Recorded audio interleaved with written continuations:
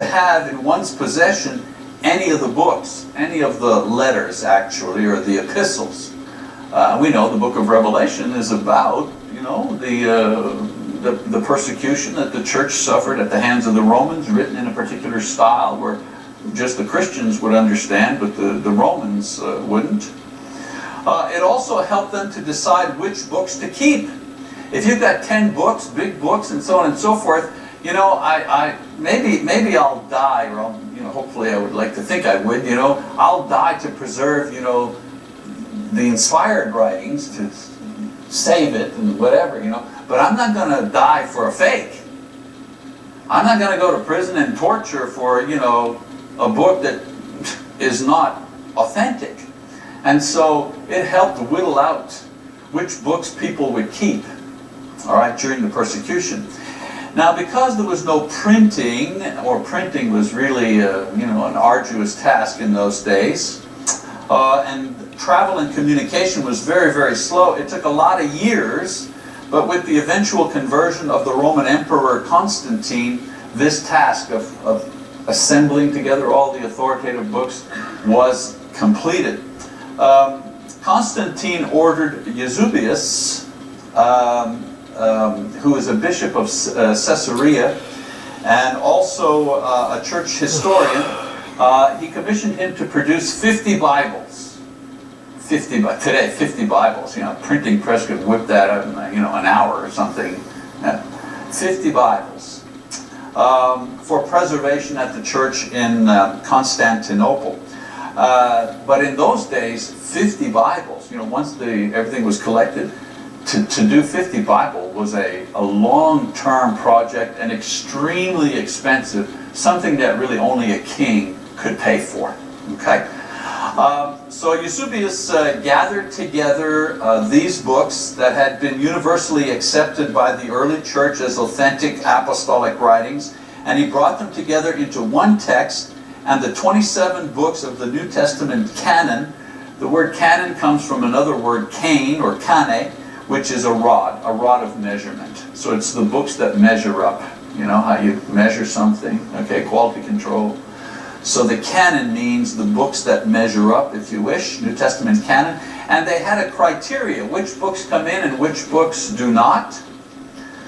First one was the books under consideration had to be written by or under the direction of an apostle. If the book did not meet that particular specification, it had no chance to come into the canon.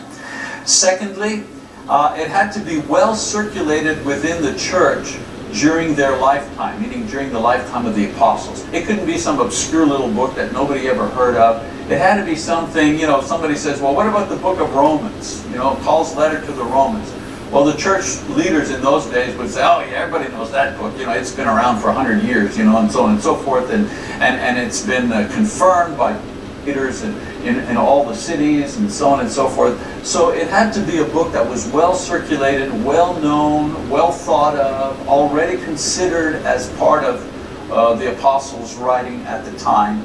And then the third consideration, it had to be accepted by the church in the apostolic age. In other words, the apostolic church must have accepted it for it to make it into the canon.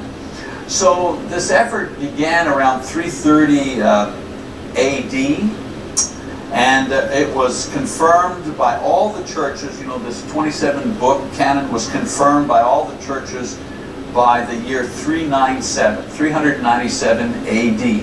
The 27 books were finally confirmed, collected and confirmed. So for almost 1,600 years, we've had exactly the same 27 books of the New Testament. Some people say, wow, 400 years, that's a whole long time. But in those days, it would take decades and decades to get things, done and moving along. So there's a little idea, just a little bit of background on how the New Testament canon was collected. All right? So let's talk about Matthew more specifically.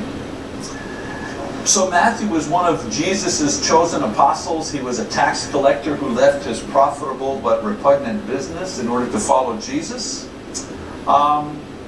He wouldn't be the type of man, that I would choose. if I was going around to choose men, to be my disciples, this is not one of the guys that I would have got. I would have gone to the temple, maybe found a scribe, or somebody that knew the Bible well, or a priest or something like that. Not a tax collector, who was hated by Jews. Matthew's book circulated with the title, originally it was According to Matthew, and was universally accepted as an apostolic text as early as 125 AD. So by the end of the first century, beginning of the second century, it was already accepted by the church. One of the earliest recorded church historians, Papias, who was a disciple of John the Apostle, Papias writes in his book that Matthew originally wrote a Hebrew or an Aramaic text which recorded Jesus' ministry and sayings, the Logia. And Papias says that this was written somewhere between 65 and 69 AD. And there's a reason why they say that Matthew's book was written between 65 and 69, and that's because in 70 AD, the Romans came, completely destroyed the temple, Jerusalem, killed everybody, brought slaves, totally destroyed the city. Well, had that happened, in Matthew's time, it would seem that Matthew would have mentioned that in his gospel. Matthew mentions Jesus talking about what will happen one day, that this will happen. But he doesn't talk at all about it being something that has already happened. So this is why scholars believe he wrote his gospel before 70 AD. 65 is usually the year where it's penned. The original text, the original written document that he wrote was lost. But what we have is a Greek translation, which is what's circulated in the 2nd century. So 100 to 200 AD is the Greek copy of that. Although the original Hebrew text was lost or destroyed, there were a lot of reports from the early 1st and 2nd century writers who claimed to have seen and used it, and they did not deny the accuracy of the Greek translation which was circulating at the time. So we have some names here. Irenaeus says that the authorship was in 64 AD. Pantanius, who lived in 170 AD, says that he found an actual in his writings. These are all his church historians. He says that in his writings he found a Hebrew copy of the gospel in India. And then Origen, 220 AD, said that Matthew's gospel was written in Hebrew for the Jews. Now, some scholars believe that in addition to the Aramaic one, Matthew also produced one in the Greek language, but with a kind of a Jewish style.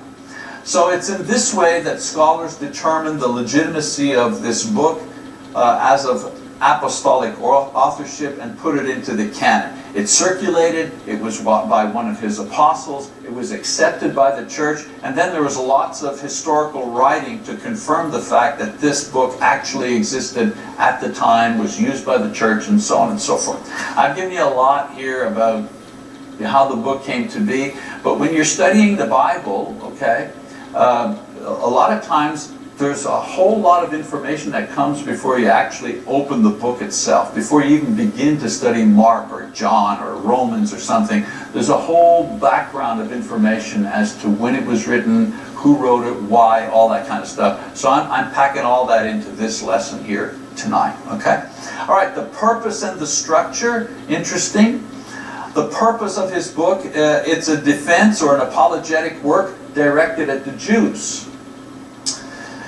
As we read through Matthew, you'll see that Matthew is very careful to explain the difficulties for the Jewish mind. The virgin birth, for example, he gives background to that. The death on the cross, that would be a problem for a Jew, because, cursed is the man who, is on a tree, who dies on a tree. Whoa, Jesus died on a tree, he died on the cross. the issue of Sabbath, the issue of bribing the guards to lie, the procedures with the Sanhedrin, and so on and so forth. So Matthew, is careful to really explain these things. A Gentile mind wouldn't care about the Sanhedrin, wouldn't care about that. But a Jewish person would care a lot about that.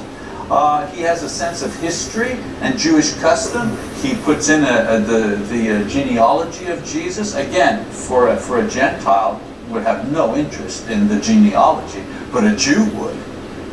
Because a Jew would want to know, well, wait a minute, if this guy's the Messiah, what tribe does he come from? And if he comes from the tribe of Judah, well, spell it out for me. Well, who's his dad? Who's his grandfather? And so on and so forth. Matthew takes the time to provide that information for his Jewish leader. And also the fulfillment of prophecy. If you read through Matthew, you're going to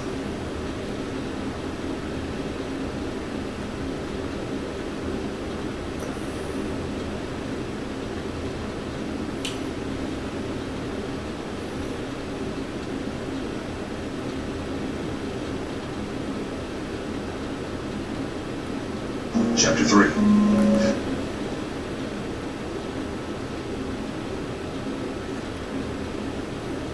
At Doctors Without Borders, we put life-saving medical aid first. In over 70 countries around the world, the need for aid knows no borders, so neither does our work. Help us put people first, put action first, put aid first. Donate today.